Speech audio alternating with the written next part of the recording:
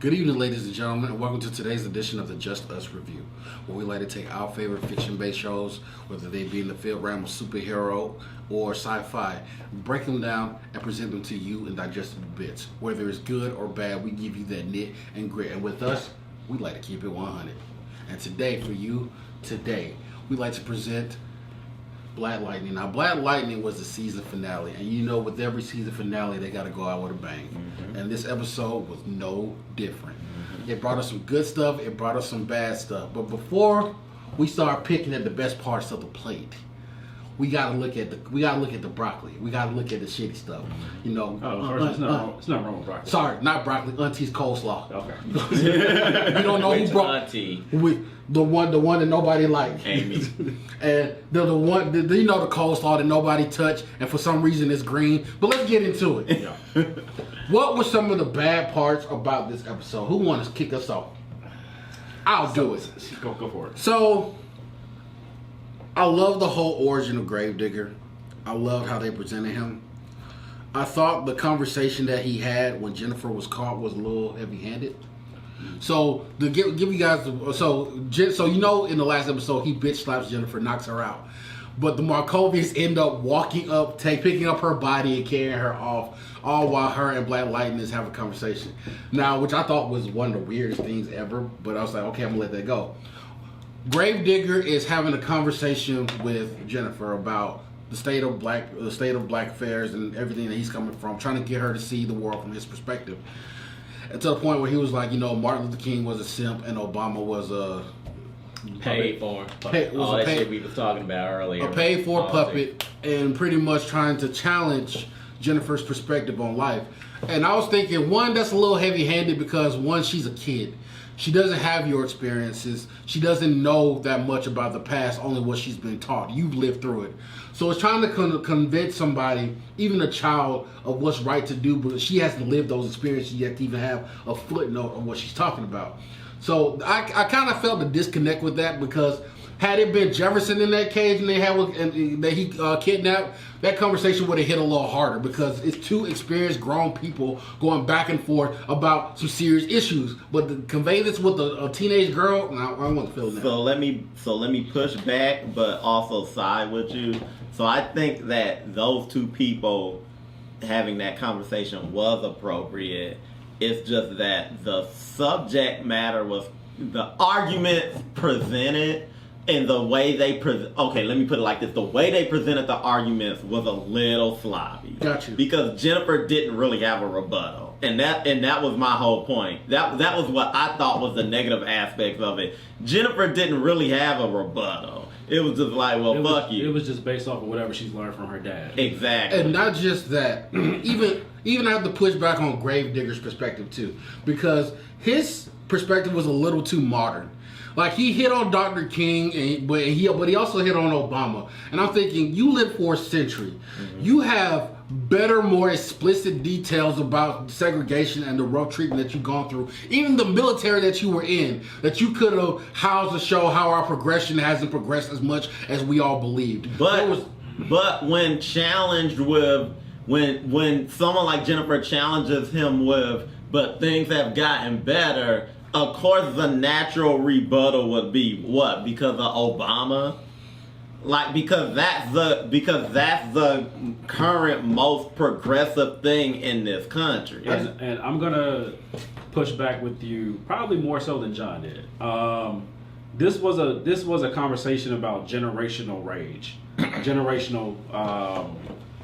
I would even say radicalism, in a sense. And he's lived through 4 generations. Yeah, because just a couple of weeks ago, we were talking about how radical Jen was, in a sense, as far as her always being against her dad. If we want to put them into comparison with each other. But then we talked about a comparison of Gravedigger and Jefferson, and how Gravedigger was a radical compared to Jefferson. So I actually like their conversation, because it put it pretty much on Front Street, as far as you and the youth don't see what I have experienced. But her rebuttal was practically, okay, boomer. It was, but at the same, it was and just that hard. was my problem with the conversation. She didn't have a real rebuttal. But at the same time, it's the same rebuttal that we get from older generations. Yeah. So I want to say this, and I want you guys to really think if. So here's my thing. Gravedigger went through some shit, but a lot of the shit that he went through up until he ran into Black Lightning and them. If you remember last episode, they said when he after the shit in Markovia, he just stayed there and was living like a king.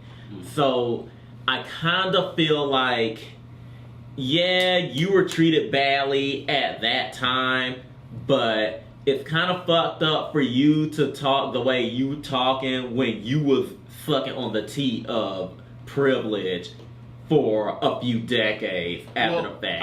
I would say privilege only in the sense that he worked for it and he felt like he earned it. I think, and I'm sorry, and also too, would he have that privilege if he wasn't a meta? No, he wouldn't. Thank you. I'm glad you said that. He carved that position out with power. Mm-hmm. Let's just be 100% about this. Which is why his fight has always been about metas. Exactly. Mm-hmm. He carved, and I won't get into the goods, but when we do, but when he carved this out purely with power, and he thought this has got me to this point, so of course I'm going to use power to push my objective, because talking, it doesn't do shit. Right.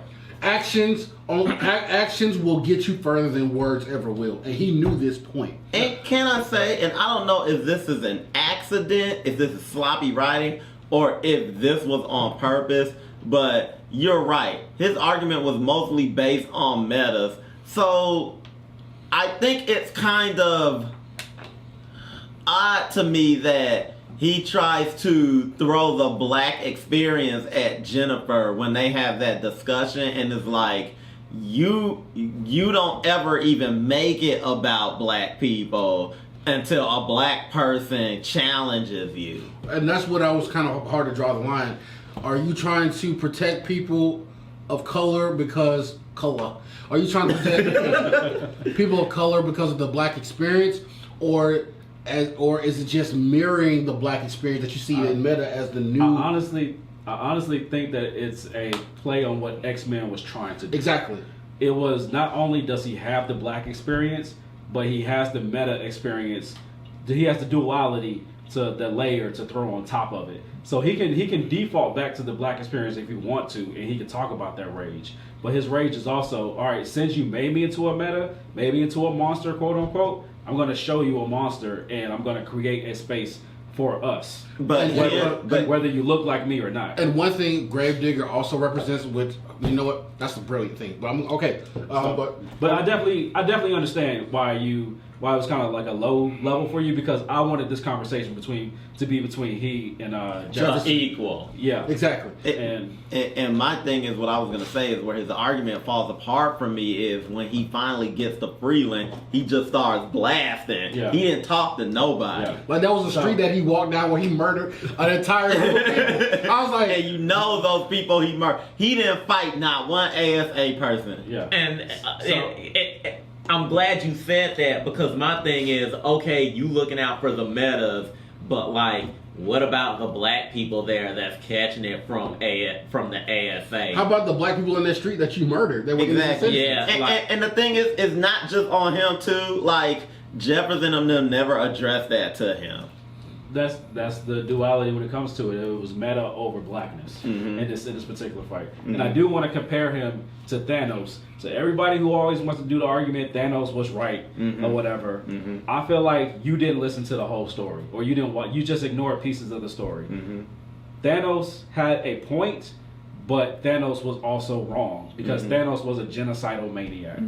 Well, it's not even Gravedigger had a point. He made some good arguments here and there, but Gravedigger, he was murdery. All right. You guys stay tuned for our next episode, because I'm going to fight him on that one. So another bad that I got to get into, and I got to bring up Henderson's death, because It was so cliche. We saw it coming from a mile away. I was like, you could have snuck this in here another way. Well, did you see it a mile away, or is it because we already told you he was going to die? No, we saw it was so many death flags that they were flying. So here's the thing about Henderson's death. I'm gonna couch that with the fact that the body count in this episode was high as fuck. Yeah. Because Jamila got killed, Yeah. Henderson got killed. I think Lady Eve dead. I don't think she dead. I think she got one real hard. Like she caught what she's like, there's blood coming from my lungs. I'm bleeding inside my chest. But like, oh yeah, everybody was catching fades, and I was like, Dr. Jace. Dr. J. No, okay. dead. Buffalo Gal dead. Braxton. Braxton got killed in the most not gangster.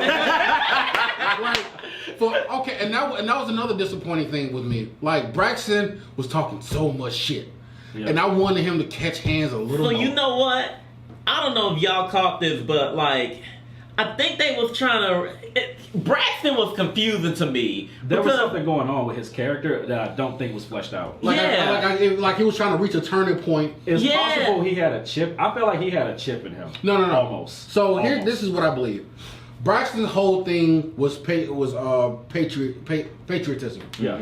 I'm doing this to serve my country, and there was also some self-hate involved too. Yeah. Because we knew he was a meta, even though he hated meta. That was a whole level of stuff itself. You're working with a government that's suppressing black people and metas, even though you're also meta and a black. Yeah. So that was another level of stuff going on too. But his whole thing that he put a linchpin on is that this is for my country, and we're really doing this to protect people. Yeah. When Odell gave that order to kill, and that we're gonna burn this place to the ground, that patriotism thing switched. He was like, wait a second.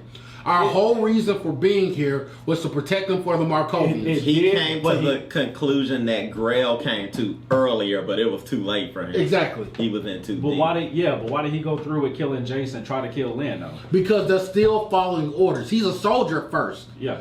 But that doesn't conflict with his but that order conflicted with his patriotism. It was like he went through with it. he did, and he fought because even when he got to Jace, he fought it.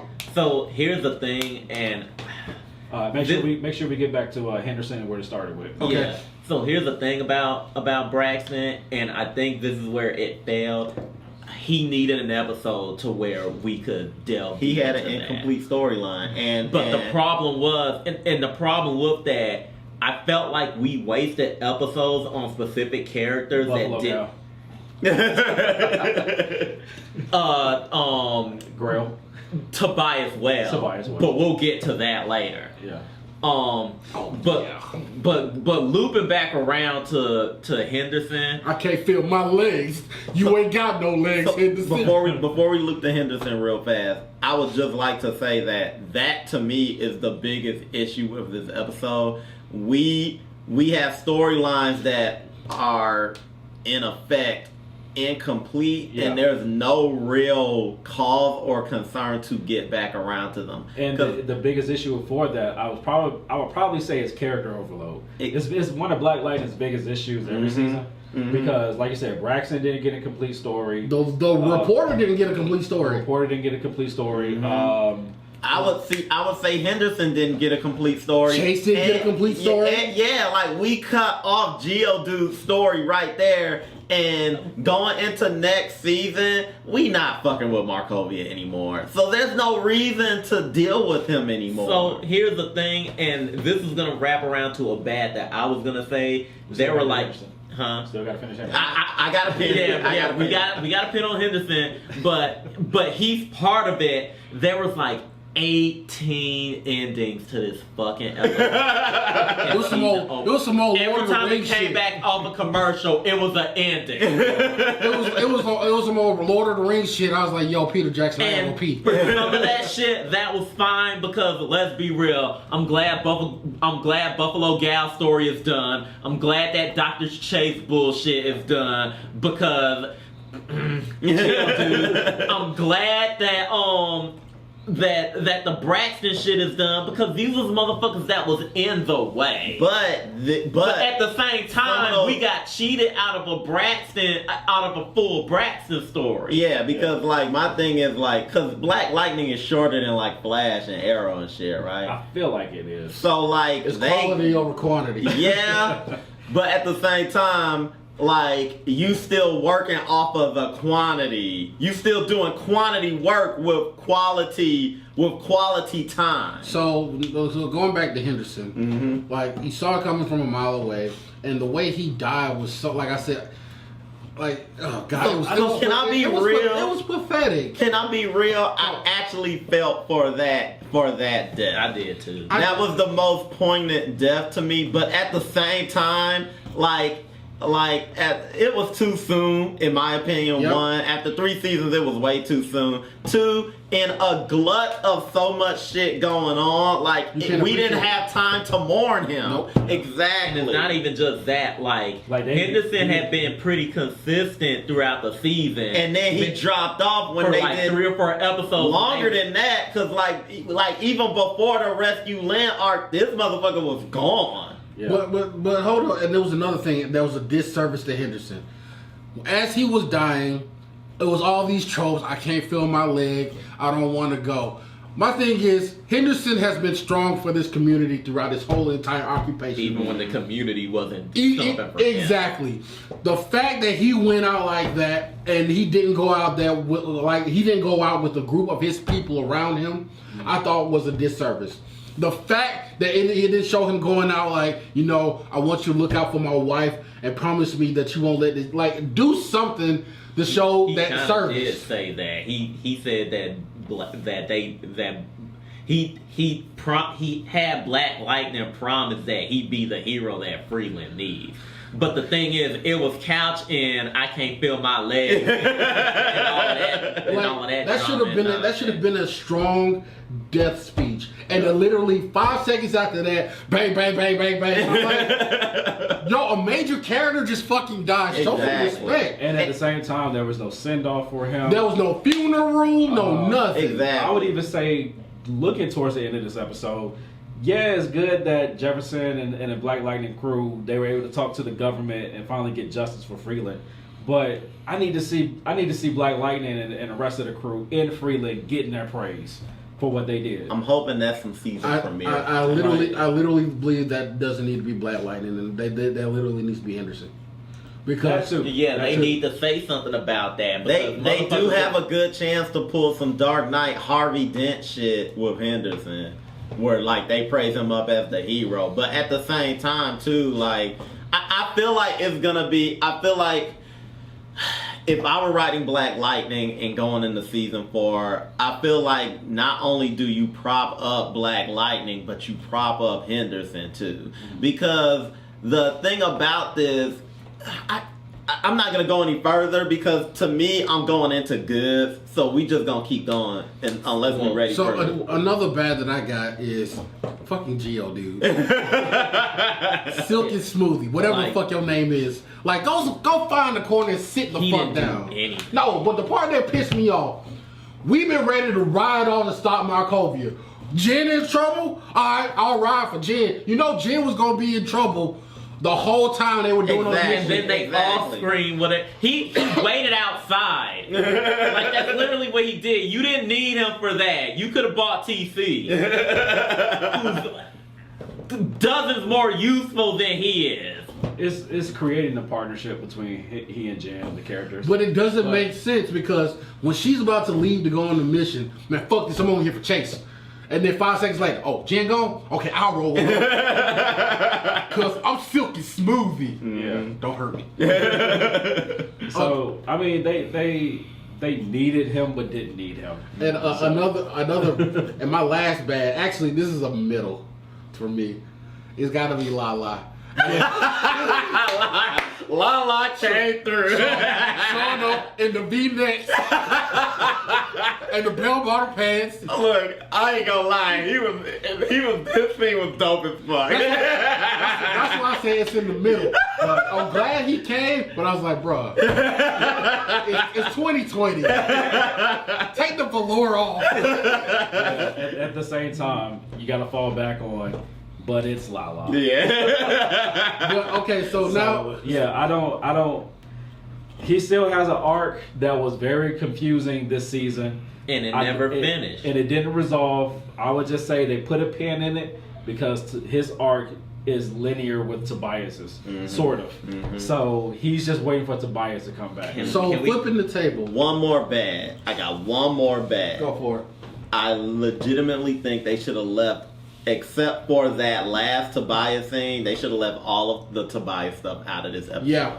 I think all we needed from him was, it's time for me to go back. So I'm gonna push back on that. Well, I think at this point we're done with Tobias. Yeah. I do too, but he's like the crawl that won't go away. yeah, but they keep putting him in it, and it's one of the reasons why the Henderson death kind of irks me, because he's gone. So and the ASA to me and Markovia was like their biggest threat. So now I'm fearing season 4 is, here we go, police corruption again. Someone's gonna take Henderson's place. That's a fucko. Tobias and Lala. Tobias is gonna come back and do that same shit. He's still gonna get meta. They fought the base meta. they fought the biggest meta you could fight. So I will. And Superman's in the other town. Forget Superman. So the only caveat I would add to that is that you called it a few weeks ago, being jokingly. You said that Tobias was going to look for that black nurse that fucked him up. This guy. This guy. You said it as a joke. exactly, man. He really did, and I'm like, is this what we really spending filming on? This is the petty shit. This is petty LaBelle at his finest. We know Tobias is petty. But hold on, let's go ahead and flip the script to the goods now, because you know what? Although we are trashing it and stepping on the videotape, it wasn't actually a bad watch. As far as endings go and season finales, it was actually pretty good. This was up there. I'm gonna go further than that.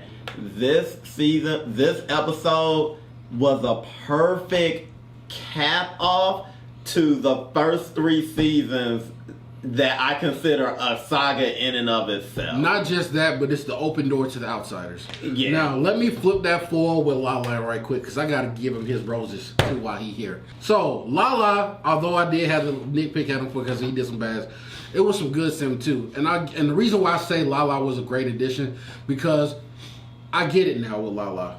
Before I didn't get why he was doing this whole drug low level shit, but I get it. It's kind of like a weird form of Luke Cage. Luke Cage only cares about Harlem. Lala only cares about Freeland. If it happens within Freeland, it's his business. Outside of Freeland, it doesn't matter. And when Freeland really needs him, he will show the fuck up. And that's one thing I was like, it finally hit me this episode. I was like, you know what? Lala's not bad. He knows where his line is. He knows where his lane is. But it's also complicated with him because he also knows he's dirty and he's not trying to look clean. But I think he knows that on purpose, because it's like, no, Freeland needs a legitimate amount of dirty.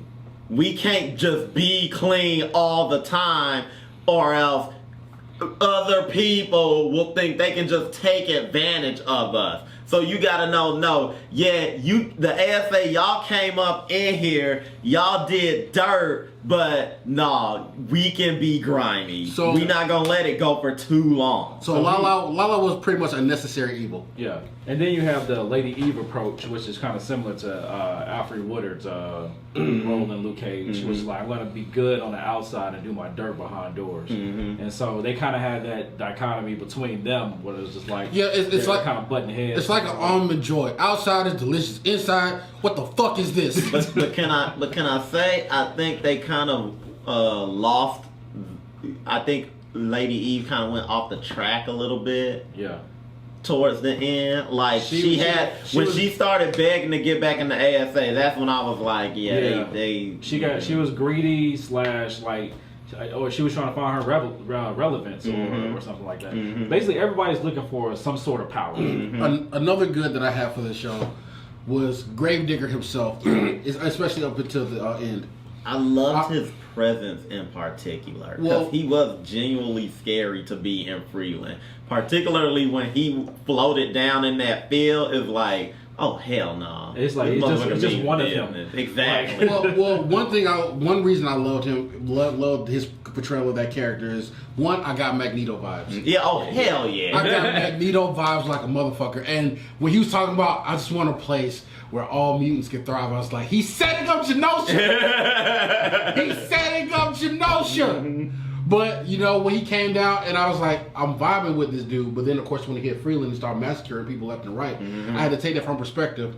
He sees humans as less than as well. And he's only looking out for metas that he sees as his kind. Another reason why I love Gravedigger as a character, because he represents generational pain. So people don't believe that, you know, what happens to, especially to minorities, especially white people, that trauma is in the DNA. And he represents the personified version of that. The trauma that you experience and how it carries with you throughout life and how it shapes you as a person. And how something that can happen to your past can affect your future, to your genetic line, and how that can affect you. And that was a perfect representation of that. I thought that was brilliant. I'll say this too. Getting back on what we were talking about, how he was, how he identified as a meta primarily.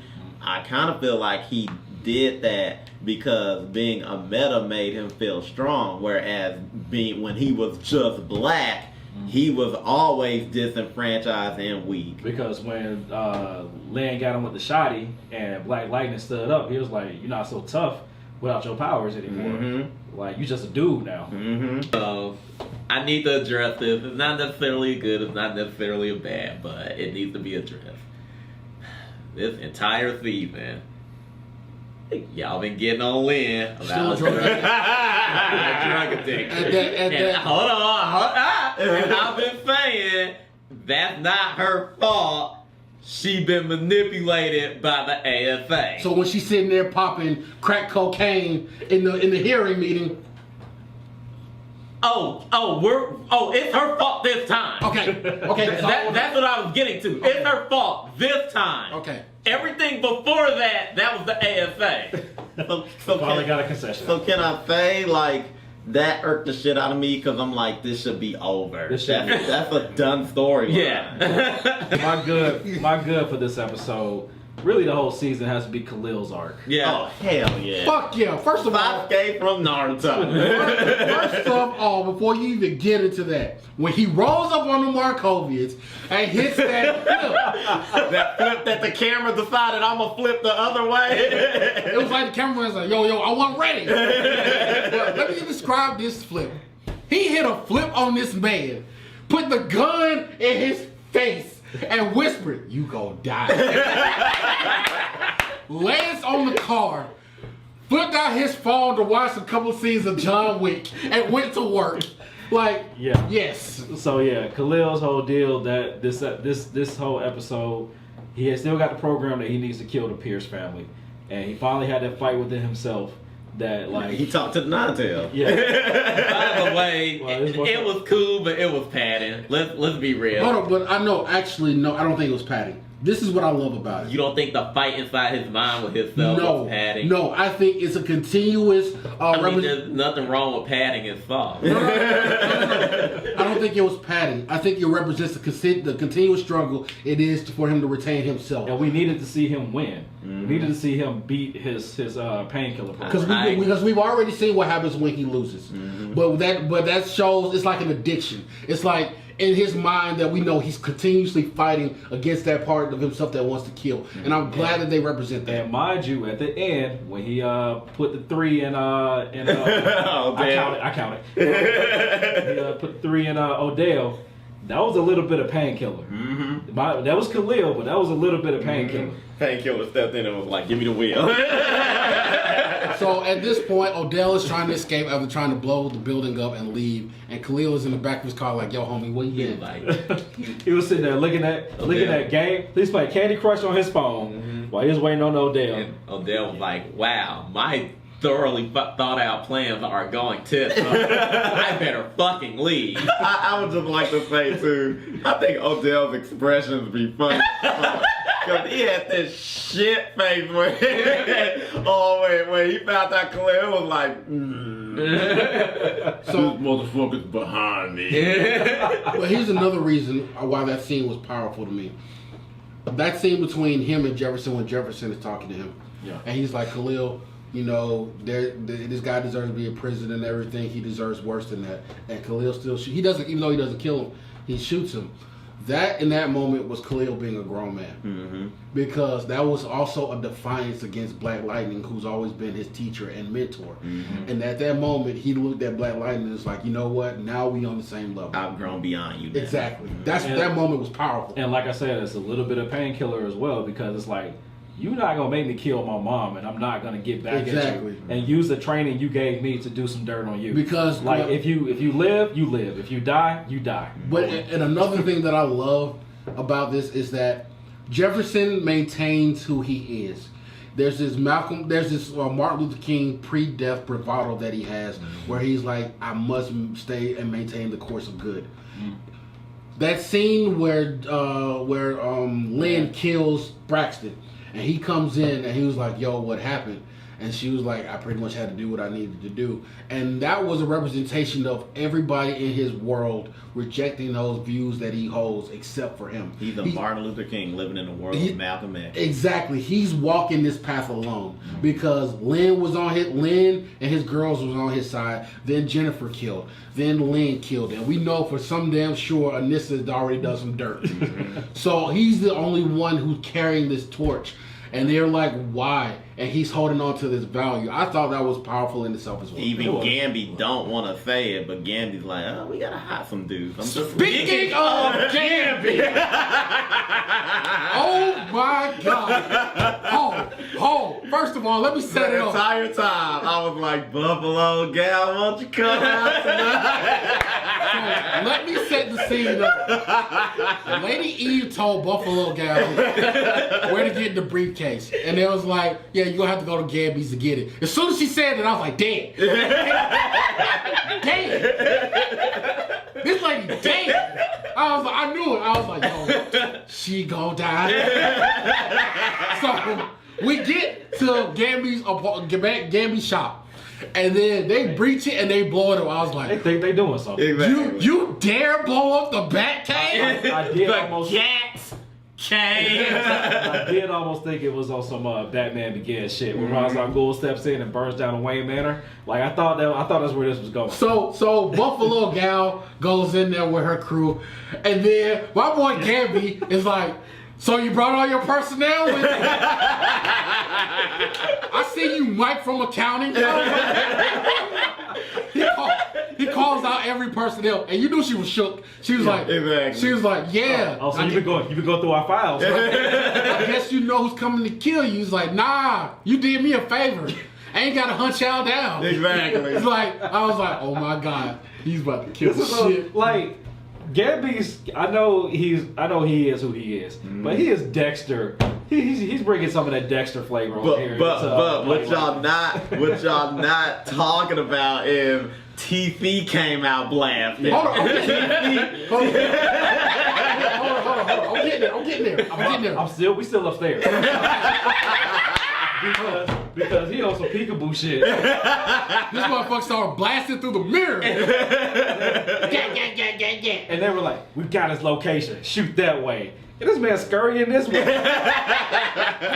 He's playing y'all. He's playing y'all like Super Mario. He killed 2 or 3 of them just for fun. As he's running down the stairs, he's like, so he runs downstairs. You want to play a game?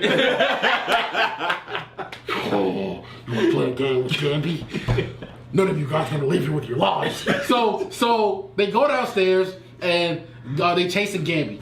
And then they opened up the one door, and I was like, oh, ain't no gats in that one. And the gat cave was empty. So they go to the next one, and all you see is TC, a.k.a. Bernie Sanders.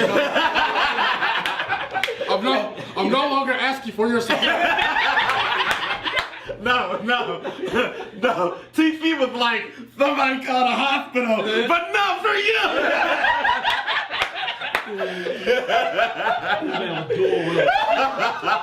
It's like they walked on the Starbucks. It's like, who ordered the cat combo? I think I heard from the distance, break yourself over. Yeah, that was Gamby. So TC empties the clip in the hallway, and them motherfuckers scurry like roaches. He caught a slug, but he soldiered through like a man. So while he's like the grown man he is. Exactly. So while he's spraying the deck, Gabby come by on cleaning. From behind. Boom, boom, boom, boom. With the street sweeper. I was like, what the fuck? That's the computer man. Why the computer man got hit? Why is the Keep in mind, that was ending number 15. I'm just saying, TC is the computer man. them gats ain't got no computers there. Say how they teach them how to spray. Tech support, man. Exactly. Gabby was showing him. He was like, and this is the clip. Did you say the chip? Sure, whatever. The microchip, okay. Yeah, he treated it just like customer service. They was like, we have a problem. Did you try cutting it off the whole? Geek Squad, motherfucker. I was like, fuck. He screamed. All the way through. Like you don't understand. TC won the episode. I think that was my favorite scene of the episode. And this was after he went into the foul, got knocked out, got back up, and then the next thing, he in his gear, he was like, we gotta go find this bitch. Let's go. So Gabby's like, sit down, bro. Hold on. I gotta show you how to use this Tech 9. Hold up. While TC is in the room, Gabby's back there with a do-rag. On this mic, my main man had 2 strikes, slipped, got arrested, and flipped. Screamed thug life and everything. I was like, TC, you going on every mission. And that day, TC became a hitter. So, TC did more than Geodude. Exactly. Yeah, Geodude was like, ugh. We don't need no fucking Khalil. Geodude sitting in the back like, is my hair straight yet? Hold on. I'm trying to look hard. I will say, I don't know how I feel about it, but I'll take it. They did the magma stuff. Okay. But they didn't do it from just Geoforce. Because they actually kind of changed his powers a little bit. His powers, when I looked at the episode back when Gravedigger was doing his homework, looking at the HD super camera vision, whatever, when they ran up in this place. It said geokinesis. It says geokinesis, and that's technically Tara's power from Outsiders. But they gave it to him in this series. Because they're not doing Tar. Maybe not. We'll see where they go. They might flip it. I don't know. But anyway, when he combined his power with Jin, then it created the magma kind of feel stuff. Oh, so one thing I got to jump back for a second. This was a major bad that I forgot. I will throw some more on that, like an addendum a little bit. Is because magma in real life is stupid. Yeah. Magma bending, that shit is stupid. Yeah. So I one thing I got to push back on since we're in the middle of the goods. This was a sour note. So after all this is done, the news report comes on. Yeah. And it's a white lady giving the news to the nation about what's going on in Freeland. And honestly, that was a slap in the face from all the, it's like the reporter chick who put her life on the line. Jamila. All the reporting that they've done that hasn't been going out. What they should have done is be like, yo, this is the first person account of a journalist who died in the field. Right. They didn't give her any recognition whatsoever. Like they didn't connect her back to Anissa or the fight she's been doing the entire time with the resistance or anything. But another good is of course the ending that in which Gravedigger was so. I knew he was alive. Yeah. But I'm glad that he is because that means he's gonna bring that heat. Yeah. I don't think so. I think he's gonna have like a complicated relationship. Cause to me, like his ending was more like, you know what? I was wrong. Bye. y'all good. It was like they brought the justice. A change is gonna come. Yeah, they brought the justice their way. And he kind of had to like bow out and be like, yeah, y'all got me. Exactly.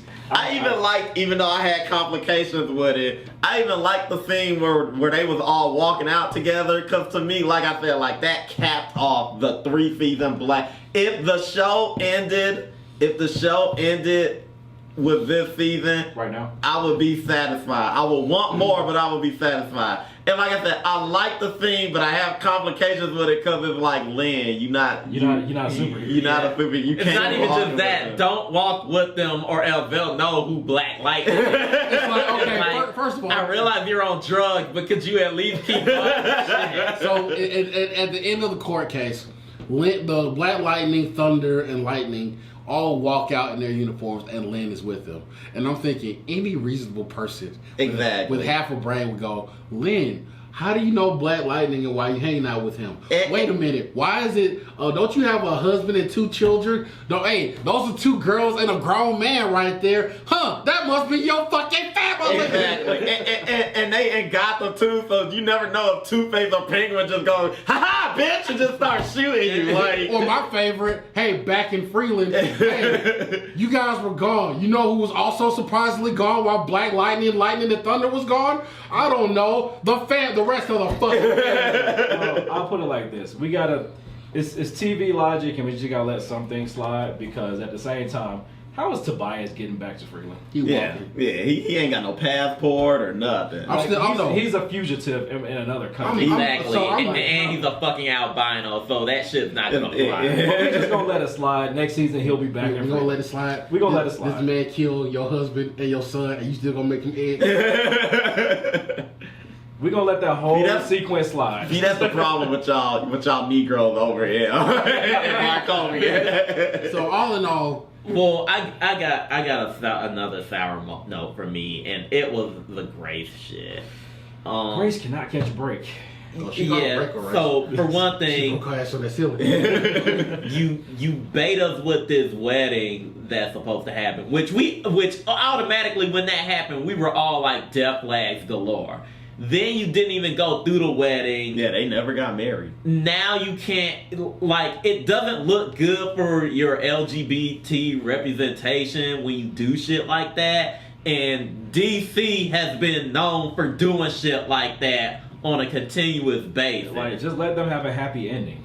Like, just once. And I get it, like, you want to have conflict so that the characters can keep having something to work around.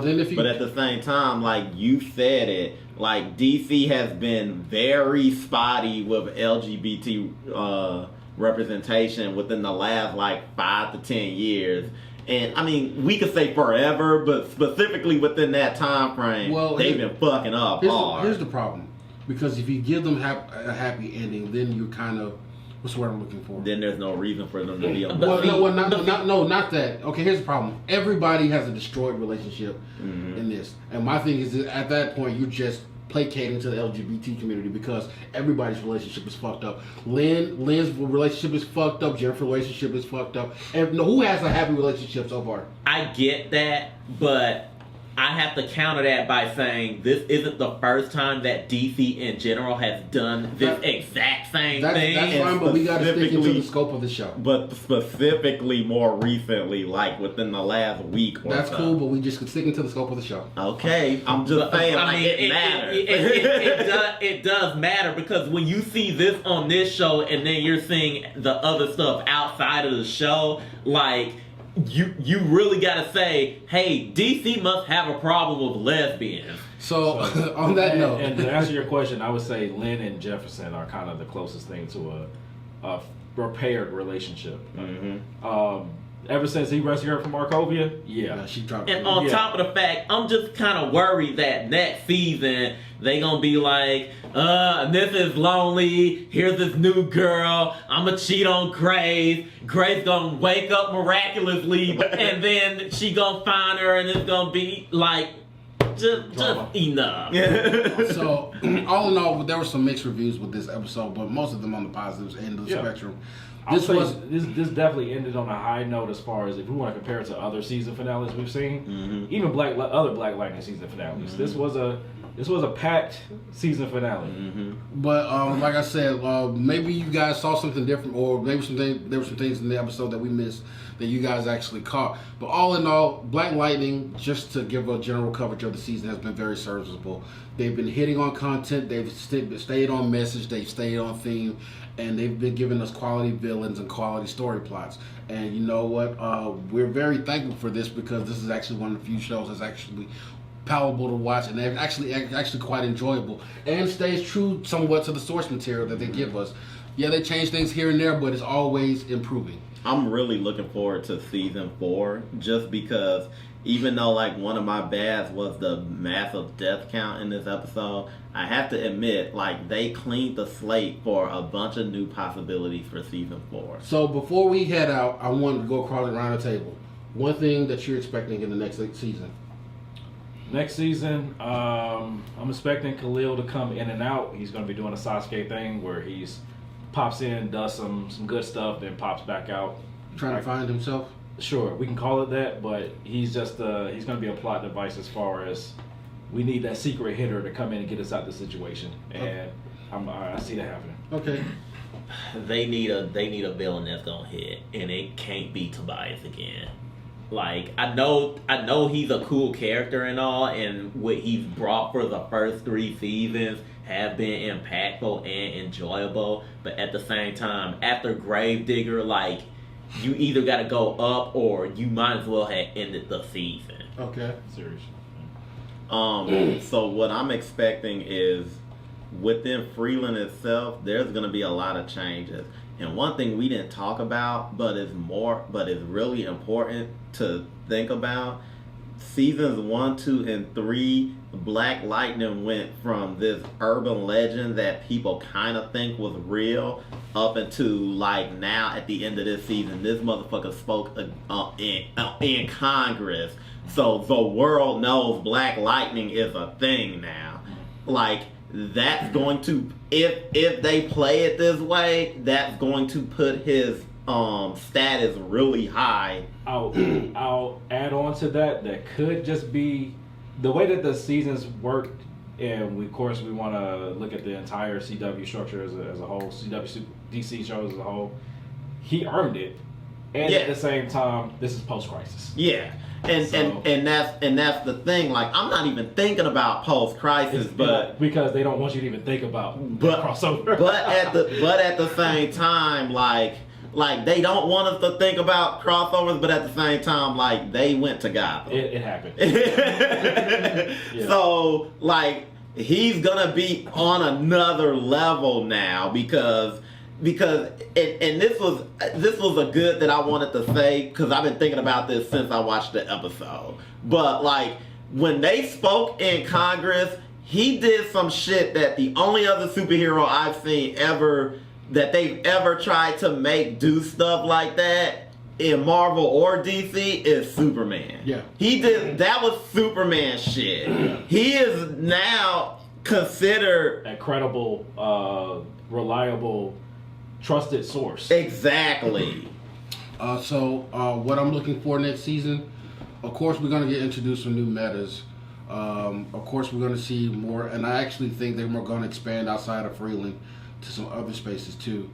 But ultimately what I know is going to happen is we're going to get a major death. I believe that we're going to lose. I think like Henderson, honestly, by major I mean either one of the girls is going to die or Gambies is going to die. Again? Like for Can be again, but death. But that's how I feel because it's about that time. Every show has a cadence in which when they start to progress, it has to be something so dramatic that it kind of spins the show in its head, and we're reaching that point. So get ready to say goodbye to either Gambi or one of the girls because I see it coming. Or Lynn. Or Lynn. Sorry, Lynn is a strong enough character that it may actually be Lynn.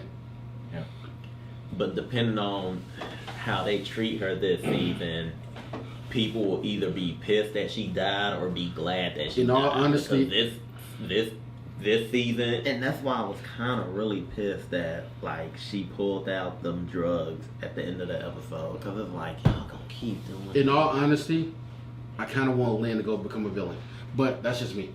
But there's a couple of theories that we're floating out there, a couple of things that we wish for. But my only thing is just keep the show consistent and keep it good. And that villain got to be hitting next season. Mm-hmm. But thank you guys for joining us for this episode of the Just Us Review. We keep it 100 with you guys. And with the closing of Black Lightning, you know what that means. There's plenty of other stuff that we can be reviewing out there. Let us know. We've been doing Harley Quinn. We've been doing The Watchmen. We've been doing a lot of things that you suggested out there, and you know what? We're grateful for it because Harley Quinn was actually a good watch. Mm-hmm. And coming up soon, we will tell you why. Thank you guys for liking and subscribing, but until next time, peace.